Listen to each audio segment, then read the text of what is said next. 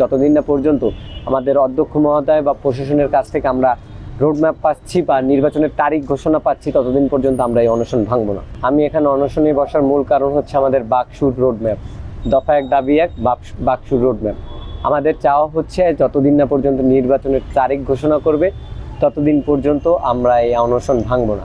আমরা এর আগেও প্রশাসনের কাছে বারবার গিয়েছি, কিন্তু তারা বারবার আমাদের আশ্বাস দিয়েছেন, আস্থা দিয়েছেন, এইসব অনেক কিছু বলেছেন, আজকে এটা করবেন, কালকে এটা করবেন, কিন্তু আমরা তাদের কথায় ভরসা রাখতে পারছি না। এক্সট্রিম মশার কয়েল প্ল্যান্ট ফাইবার দিয়ে তৈরি, ডেঙ্গু, চিকুনগুনিয়া বাহি সহ যে কোনো মশার বিরুদ্ধে দেয় এক্সট্রিম সুরক্ষা। কিছু হলেই এই কমিটি ওই কমিটি, এই ছুতো ওই ছুতো। এই জন্য আমরা চাচ্ছি যে আমাদের বাকসু এটা একটা ঐতিহ্য, আমাদের 75 বছরের ঐতিহ্য, 1955 সাল থেকে চলে আসছে।